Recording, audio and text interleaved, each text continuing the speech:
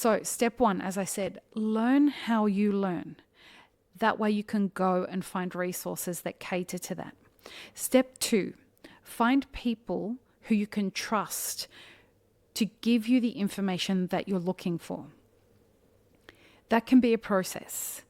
Hey friends, it's Lee Safar here with some exciting news. The introduction to regenerative coffee farming workshops are now available on demand in English, Spanish, and Portuguese. These workshops are designed to give you actionable insights into the future of coffee farming through regenerative agriculture. Whether you're a coffee producer, roaster, cafe owner, or just passionate about coffee sustainability. For coffee producers, the workshop is available for just $10, and for everyone else, it's $20. A small price to pay for knowledge that could transform your understanding of what it's going to take to grow coffee from now on. Led by our incredible professors Angela Barrero, Murilo Bettarello, Felipe Croce, Carlos Ordóñez, and João Araújo, the workshop is packed with practical knowledge and strategies to help coffee farmers and the entire coffee industry adapt to the challenges of climate change, rising costs, and market demands. If you're a business owner, this workshop is a great and affordable way to inform your employees about the challenges ahead while also supporting Map It Forward. This is also a great workshop to share with or gift to your coffee producers. Head to mapitforward.coffee/workshops or click the link in the description to purchase the on-demand version and start your journey towards a more sustainable coffee future today.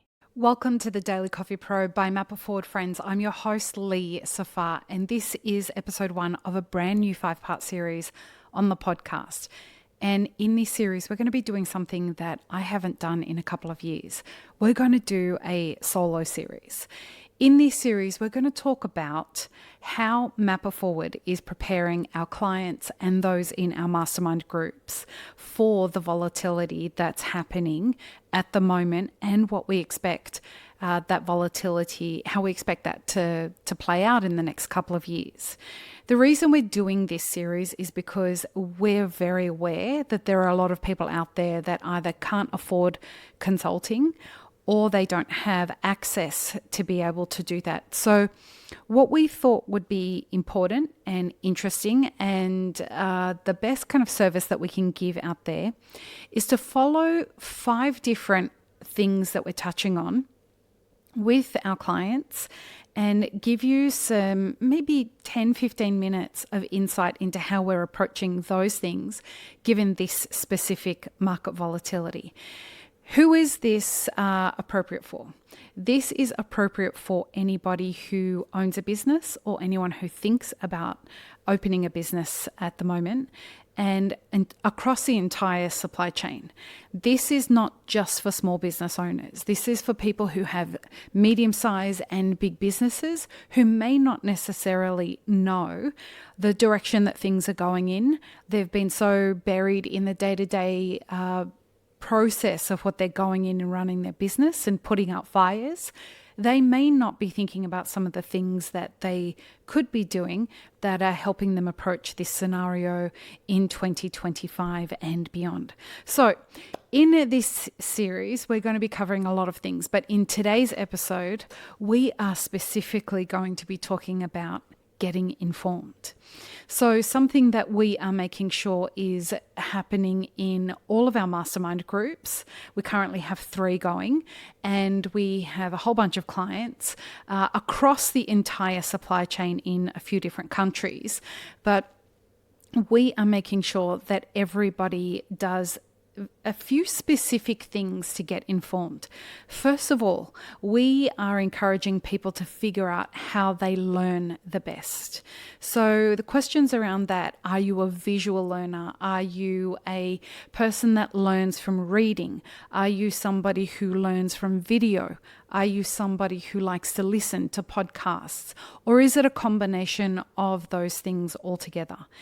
It is really, really important that you figure out what the best way for you to learn is, so that you can then go and find the resources that are available to you in those ways of learning.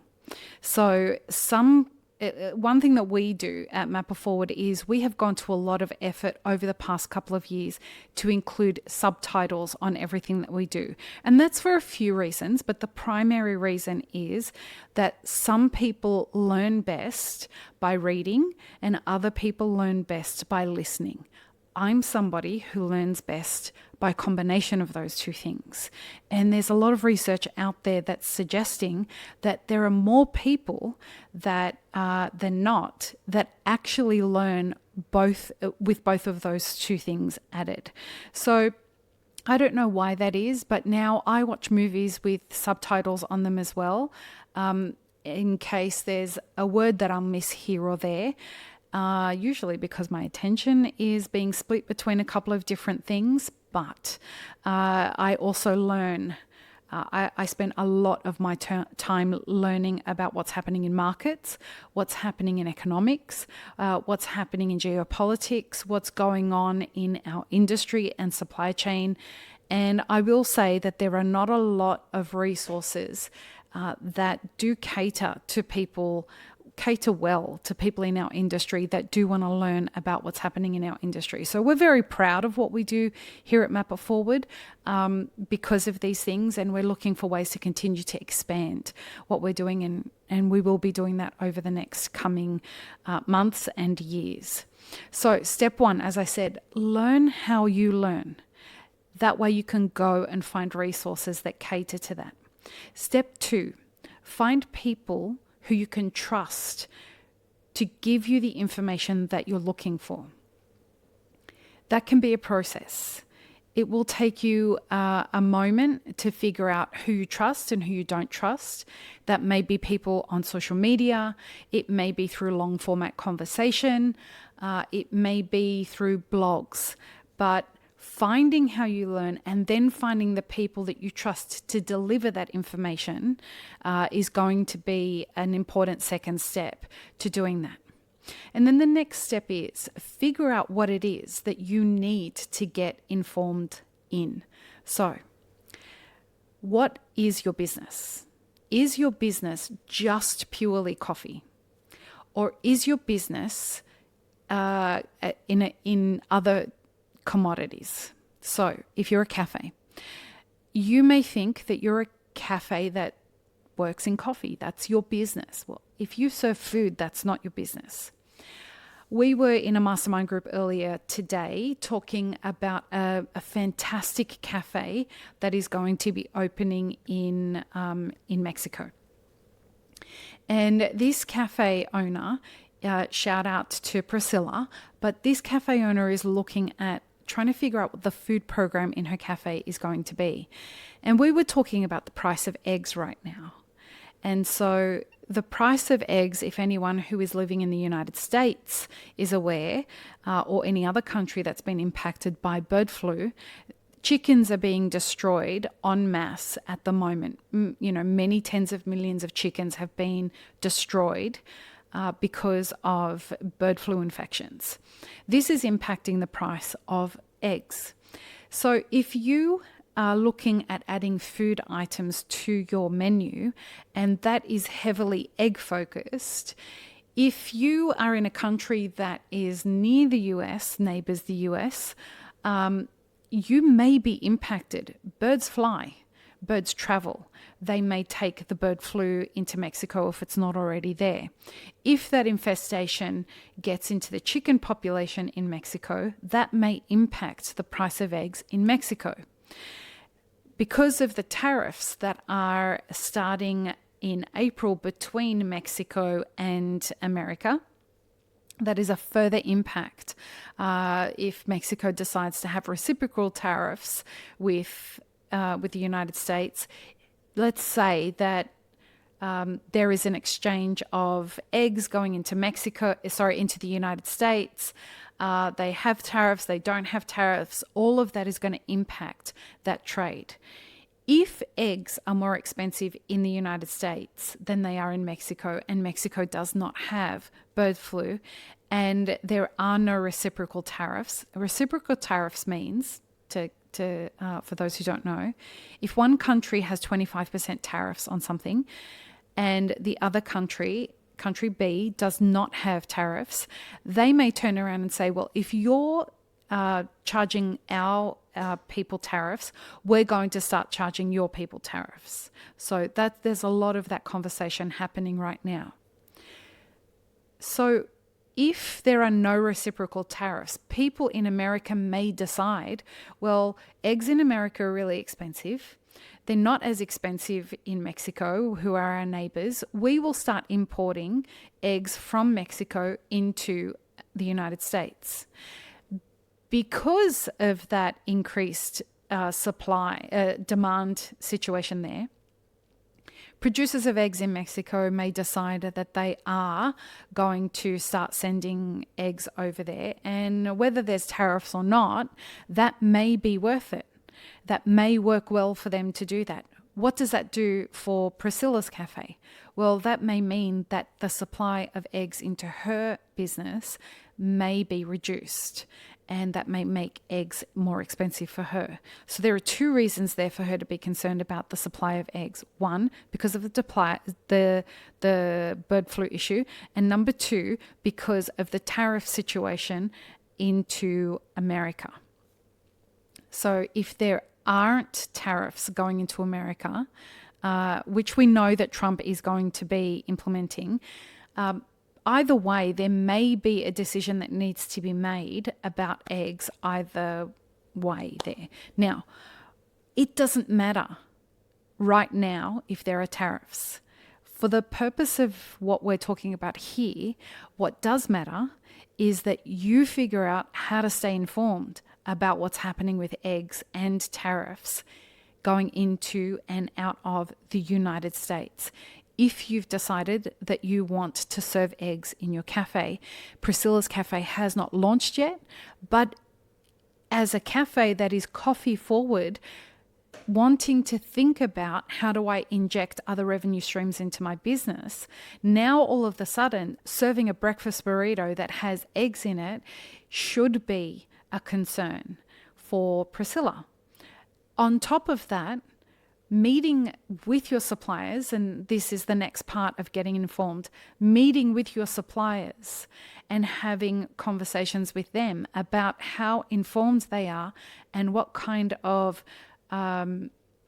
let's say, backup plans they have for what happens if they can't get supply, what happens if they can't secure the pricing that they previously have. And we'll talk more about that in the rest of this series. But making sure that the people that are around you are also, so your stakeholders are also understanding how to get informed, is an important way for you to make sure that you are going to be solid in your business as we navigate this time of volatility. So being informed is going to be the basis of how you are prepared for the rest of this year. If, let's say you're not informed, let's say what happens then? When you're not informed about, for example, what's going on with eggs, you may approach your business adding a menu item and saying, well, breakfast burritos are all the shit right now, so we're going to add a breakfast burrito, and we're going to perhaps start adding, a really great hot take on the bacon and egg McMuffin. Let's say the pricing of eggs is fine right now, and you are not aware of what's happening. You are going to put marketing dollars behind making those new products of yours really popular. And because you're starting your business, you may be deciding, well, I am okay to have that as a loss leader right now where I don't make too much of a margin just because I'm trying to bring people into the business. You get people hooked on the bacon and egg McMuffin or your version of it, or the breakfast burrito with a coffee in the morning. And then all of a sudden what happens to the price of coffee and eggs is what happens in 2025, where the price starts to skyrocket. You now have a situation where your customers are demanding this thing that you got them hooked on, but you can no longer provide at the price that you were providing before. This is going to lead to a customer that no longer trusts you. So being informed about what's going on in the supply chain, the ecosystem that you are operating in, not just at a primary way, right? We don't want to just look at what's happening from when I place the order and it gets to me. We want to understand the entire supply chain. And if we can do that, we're going to be better prepared to make decisions as things change. Now, that's going to lead us to what we're going to talk about in our next episode, which is going to be all about understanding your market and your business. It is going to be important to do that once we have learnt how to get informed so that we can start figuring out how to apply that to our own business. If you are somebody who is looking to figure out how to do this more, we're going to be offering our next round of Mastermind Groups in a few months. We have a couple of spots left for consulting clients at the moment that we can open up for people who need help right now. And we have consultants that are experienced in business development, in branding, in all the things that you need for business advisory service, etc., etc., etc. We encourage you to start in the Mastermind Groups, because that is a really great way for you to build a network. It gives you a way to see how others are experiencing this, but it also gives you the best kind of confidence that you can have in how to fill knowledge gaps for where you're going. So just as a final kind of thing about getting informed, it's not just about getting informed with regards to knowledge. What we have seen through these mastermind groups is that people are getting informed by what other people's challenges are. So find a way to learn from other people and find a way to build a unit around you of people who are interested in getting informed as well. Join us for the next episode where we're going to talk about all the things that you need around your business and your market. Peace, love, and peanut butter. Have an amazing rest of your day. I really hope you enjoyed this episode, friends. Please don't forget to show us some love by subscribing, liking, commenting, and most of all, sharing this podcast with your friends. Check the show notes for links, including our sponsors and our Patreon. And stay tuned for more great conversations on the Daily Coffee Pro by Map It Forward.